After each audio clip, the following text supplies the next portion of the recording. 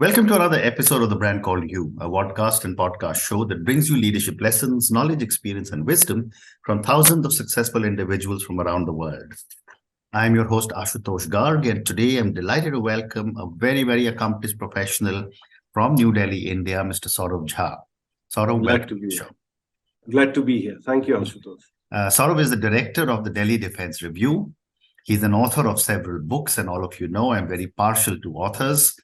His latest book is Negotiating the New Normal, and we'll talk about his book as well. So, Saurav, before we talk about the Delhi Defense Review, tell me a little bit about your own journey.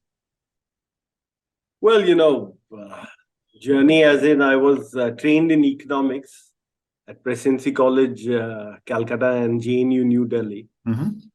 And I began my sort of professional journey as an energy economist, actually. And I used to work in that sphere. I used to, work on both creating business plans as well as, purely analytical reports about the state of various energy sectors or energy related sectors. Right. And I came to have a, liking for nuclear over everything else. And I sort of became more of a nuclear analyst. Wrote some papers there as well and stuff like that. And that is how my first book came about. It was called The Upside Down Book of Nuclear Power. Okay. It sort of happened at the time when, a new nuclear renaissance was in the offing. Or so everybody thought. But then Fukushima intervened, But even then, of course, as you can see, there's renewed interest in nuclear. Correct. Because that's sort of, that's a key part of the answer to the problem set that the world faces at the moment. Not just on the energy side of things, but also if you want to sort of increase energy access and you want more parts of the world to industrialize. Correct. Nuclear is going to be a key element of support for that going forward. Right. Then, of course, with that, after that, I my wife and I, we left our then current jobs and embarked on this journey through India. Even as this book was going to press, where we backpacked through India for some 16,000 kilometers. Wow. Over the course of January, February 2010. Then May, June, July 2010, and then another set of journeys in the summer of 2011. Wow. Right. So the journey during, May, June, July, which was one of the hottest summers on record and a hot Indian summer. We went all the way from Delhi to Kanyakumari, busing. And of course, there were rides where we sat near sat on our backpacks near a toilet in the train that was between Bhopal and Nagpur. We had, a few interesting transgender people as companions, apart from a couple of Sikh individuals who were planning to board a flight from Chennai to Singapore. Okay. But for some reason, we're traveling on the Grand Trunk Express from Delhi to Chennai, right? That was pretty interesting. I had a lot of discussions with them, a lot of esoteric discussions as well. Anyway, so that book, that project, which we call the Heat and Dust Project, that is supposed to yield a trilogy of books. Only the first of which came out, has come out here as of now. Of course, it was it hit the #1 spot on AC Nielsen and all that. So we can safely call it a bestseller in that regard. Well said. That respect. So, and yes, so it was quite talked about and all that. Anyway, but moving on from there, and then of course, in between all this, one has to do something to keep the fires running, so to speak. So I sort of became a consultant in energy and then increasingly in defense, which was something that I have been actually quite drawn to since I was a kid. I was one of those 90s kids who grew up, gleaning geeky info from the internet on defense issues. Correct. And so, but in the decade of the 2010s, in that decade, I sort of became a professional in that sphere. And I was brought in as a consultant by both the private sector, and I also worked on government projects that, of course, I cannot really go into. Sure. But so on Fair and so enough. forth. And so, So, while this, so when you talk of the Delhi Defense Review, tell me about the scope of work that you handle in this venture. See, Delhi Defense Review is a think tank, right? Which sees itself operating at the intersection of, war ideas and technology. So, like I said, we have both public and private clients. We also put out a lot of public work, public we do a lot of ideation at the public level as well. And we also, and our website also serves to host people from the sector and elsewhere, from the defense sector and elsewhere. We also carry interviews with, for instance, the defense secretary and stuff like that. So that's par for the course. But we have an entire sort of practice which is offline, which where we act as consultants to government agencies, obviously involved in the security business, right, in the business of security, where we do specific projects for them. And we have a bunch of people who are full-time with us, and we have others who we enlist on a as is when is basis. Yeah, and I've done a lot of interviews, conversations with 3-star generals, 4-star generals from our country, and as being the son of a former brigadier who has been part of 2 wars in India, this has always fascinated me. So let me ask you some more detailed questions about China and Pakistan, which are 2 of the hottest topics in the minds of most Indians. What are some of the geopolitical challenges we face with China first and then with Pakistan? See, as I always say, the day the Chinese were allowed to entrench themselves on the Tibetan Plateau, actually allowed is a too strong a word, when they did entrench themselves, because there was nothing that the Indian state could do at the time. Because the Indian state just did not have the financial wherewithal to expend right after independence to, secure, or at least secure the core of Tibet, which is called Yusang, Lhasa, Gyaltse, Shigatse, that sort of thing. It's just not possible. And even that wouldn't have been defensible. There are discussions between Cariappa and Nehru in this regard, by the way, which are very interesting. Anyway, so what happened is this Himalayan frontier is it's a thick borderland, and it is highly unstable in a geopolitical sense, because any power to the north of the Himalayan borderland needs to exert its influence to the south. And that is the vice versa is true for any power to the south of the Himalayan borderland. That is because of the because of the peculiar historical historical geography of this this borderland, which according to Zbigniew Brzezinski, is one of the Eurasian shadow zones, right? So because of the Tibetosphere, the old Tibetosphere, and the way the borderland is with so many passes, and there's the bowl here, and this may be an entry point into Tibet, while that may be an entry point into India. For instance, the Tawang is not a gateway into Tibet. Tawang is a gateway into India, right? At the same time, the Chumbi Valley is a gateway into Tibet. So it is not surprising that these are places where you see India and China jockeying for a better position, right? So this is the main reason why the Himalayan borderland cannot be delineated or demarcated. It is just a border, a sort of uneasy border, and you have never been able to demarcate it into and create a proper boundary. And so there will always be a bedrock of military tension between India and China, right? Which you've seen post-independence. You saw it in the period between 1959 and 62. You saw it culminate in a sort of a war in 62, right?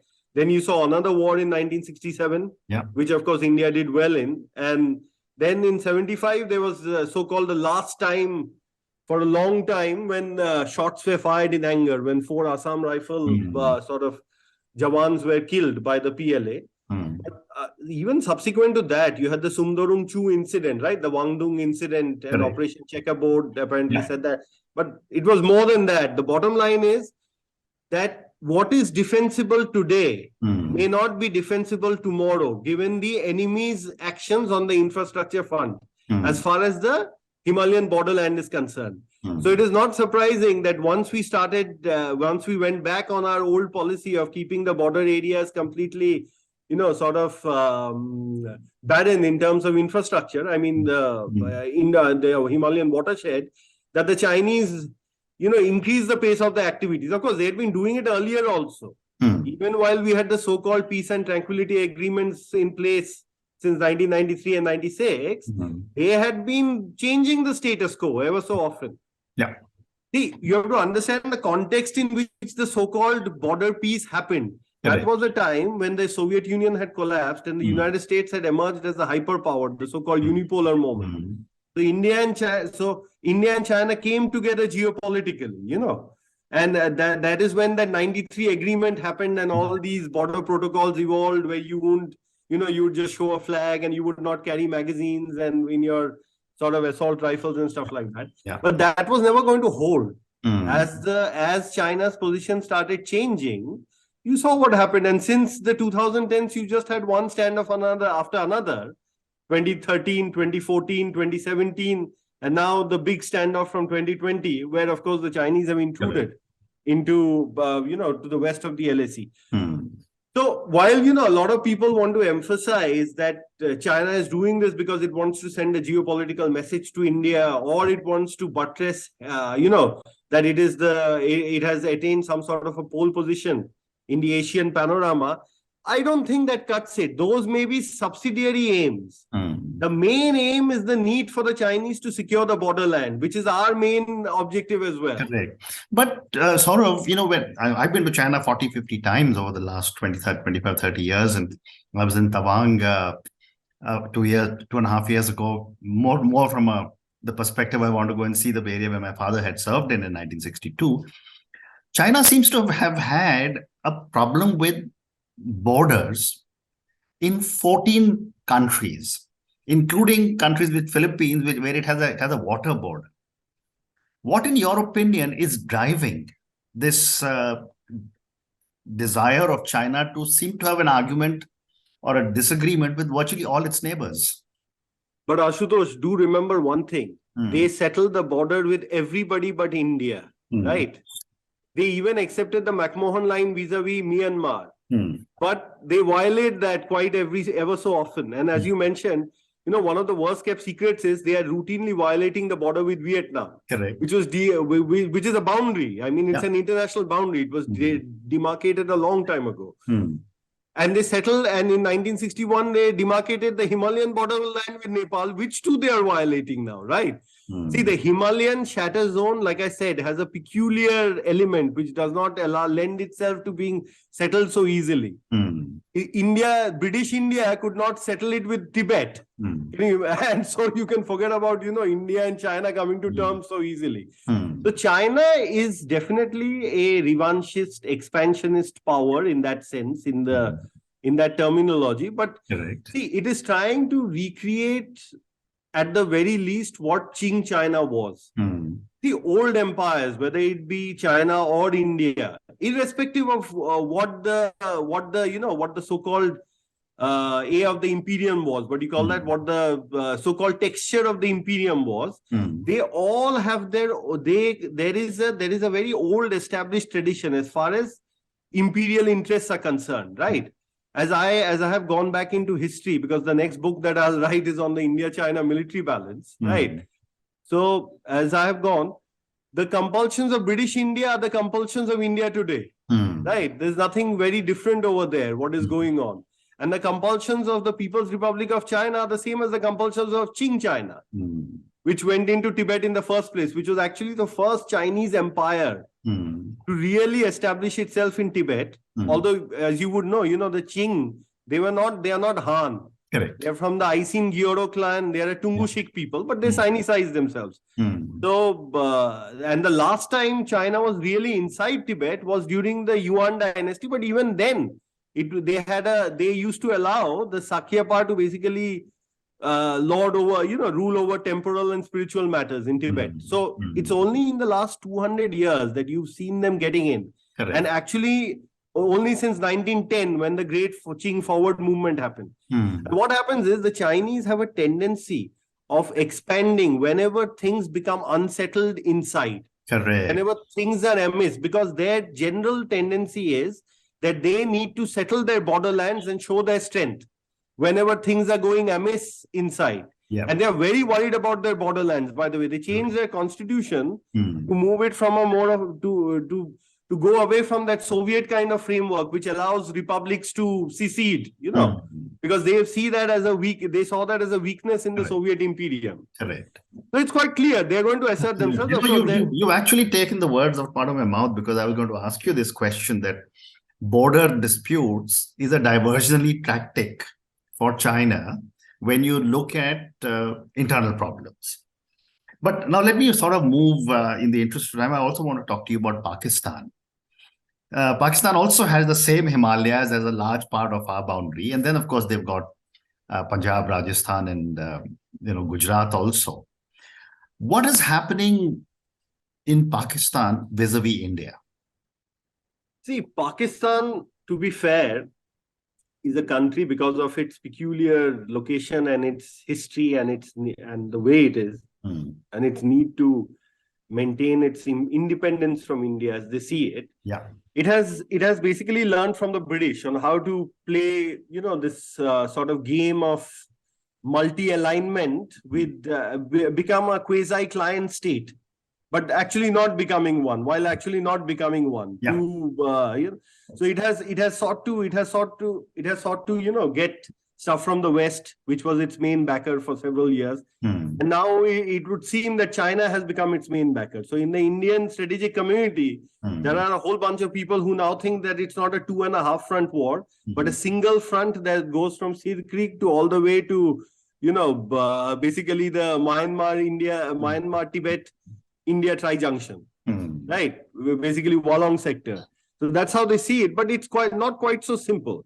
Pakistan's policy, Pakistan understands that in the Pakistani scheme of things, in Nazariya Pakistan, the Indian state, or rather the Hindu imperial state of India, as they see it, is essentially has a policy towards them wherein it wants to keep Pakistan in a state wherein Pakistan stays together but remains unstable politically.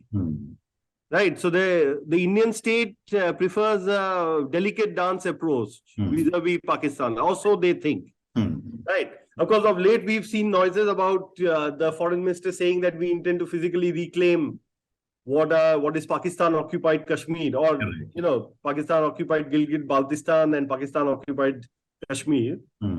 So we intend to reclaim those areas and take physical possession of those areas. So naturally, this worries the Pakistanis. On top of that, we are also working on the Mountain Strike Corps. And now we have now two Mountain Strike Corps, because the second corps has been redesignated as a de facto, not officially, but the one strike corps has been, Mathura based corps has been now reassigned to the northern sector. My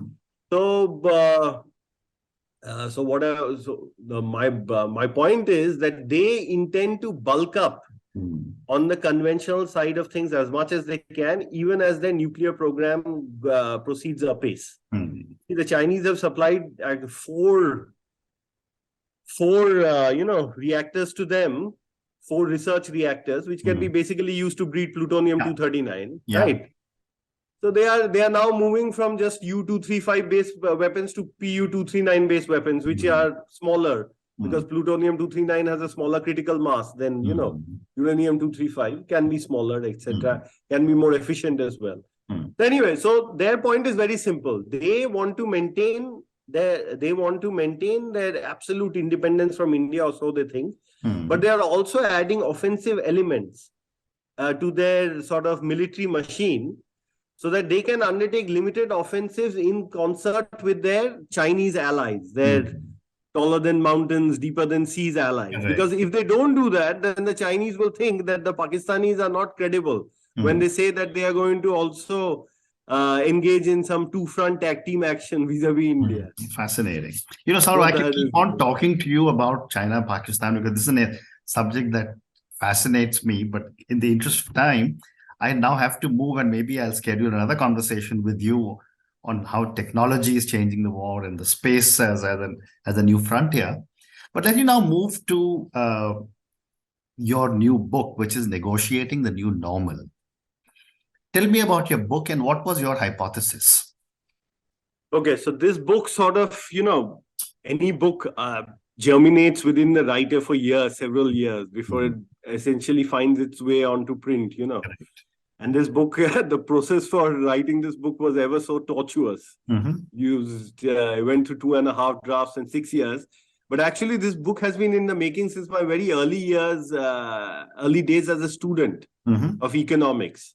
Because I always felt that, the sort of the field of economics, in its effort to break away from being aligned to any other field, has lost something in the process, especially macroeconomics. Right. In my view, the exploration of so-called large affairs cannot be done in a vacuum, in the sense that it has to involve both geo-economic and geopolitical considerations, right? And it is at the interaction. It is the interaction between the two that often gives you a better picture of why policymakers do, take the kind of decisions that they do. So this book is essentially was born out of that perspective. It emerged out of my view that we need to study large affairs as a sort of interaction between geoeconomics and geopolitics. And so I went through studying the four main economic centers of the world, that is the United States, the European Union, the Eurozone, Japan and China, before I came to India. So in that sense also, the perspective is different, in the sense that this is not a book about India and the world. It is a book where I look at the world as it is now and then situate India in it, right? So basic thesis is this, that the unipolar world is now essentially on its way out, right? The unipolar world, the world of the Washington Consensus, the so-called era of neoliberalism, that great reimagining of the ideas of John Stuart Mill and all in the late 20th century or early 21st century context. Correct. That is now out. Even the IMF, even from the late 90s, the IMF had saying that we don't believe in one size fits all and everything. Correct. After the Asian financial crisis. You would remember, I'm sure you were there. Yeah. So that is now gone. We now have a much more of a transactional predatory world in that sense, because we don't have a Pax Americana or a Pax Western Liberica or anything of that sort, right? Correct. But at the same time, we are moving towards a multipolar world. So that is the sort of background in which this book was written. And obviously, I started before the pandemic. But what I found was that the pandemic has served to accelerate many of these pre-existing trends. And I go into this at length in the book, and how this is the case and why is it so. And so in that sense, we are not in a post-pandemic world. Okay, we are in a post-unipolar, post-neoliberal world. That is the kind of world we are in. Correct. So, but we are yet to see these relationships stabilize, and in the sense that what happened was we had an era of Napoleonic wars in leading up to the Great Patriotic War for the Ruskies in 1812, and then finally we had Napoleon losing, and in 1850 he was again sent to Saint Helena. He was sent to Elba first, escaped, came back, Saint Helena anyway. So, but after that you had the Holy Alliance between Prussia, Austria, and Russia. But you also had a stable sort of Europe for 50 years till the Crimean War, right? So we are yet to enter those 50 years of stability. We are seeing a new multipolar world coming into being, with the West still having a lot of incumbency, which it is using to its favor, especially on the tech side and the military side.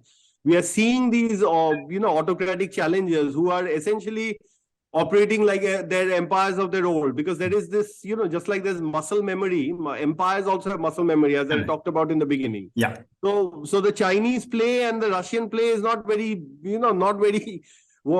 new in that sense. And obviously, empire requires the settlement of trade routes in your favor, and you need contract enforcement. If you want to do a Belt and Road Initiative, if you lend money to, say, Laos, and Laos then sort of hangs on to America's coattails and says that I am going to default, then you need contract enforcement. Correct. So it's obvious why the PRC is building such a huge navy. You cannot do without contract enforcement. Not to mention that one of our counters to PRC, if things go hot with the PRC, would be to attack the sea lines of communication in the Indian Ocean region. So they would try to secure that as best as they can. Not that they can really, because geography is not in their favor. But that doesn't mean that we get them off the border. Correct. So anyway, so this is the world we are in. Right. In this world, everybody's understood that self-reliance, dependence, and independence in the economic side of things is important to a certain degree. Yeah. It's not a world where trade is going to end or anything. I don't give autarkic prescriptions. No, absolutely. But it is definitely a world where you have to bring something to the table. Correct. You want Apple to build in your country, you need to have a deeper supply chain. You cannot now say that my supply chain will be in Thailand and Vietnam, and I'll just assemble over here. So that's the regional. That's what I'm talking about. Saurav, I mean, as I mentioned, there is so much more I want to talk to you about, but in the interest of time, I think we'll have to end today. But I really want to talk to you at some stage on what do you see as the war of the future, for example, or how is technology changing defense, and will we really have at some stage wars like they used to be, the classical wars as were understood, or whether there'll be cyber wars and so many other things. But thank you so much for speaking to me. Thank you for sharing with me at such length about your own journey. I love the part where you told me about how you traveled the length and breadth of this country, backpacking with your wife. Thank you for talking to me about the Delhi Defense Review. I'm sorry we were not able to go into much greater depth as I would have liked to on the relationship with China and Pakistan.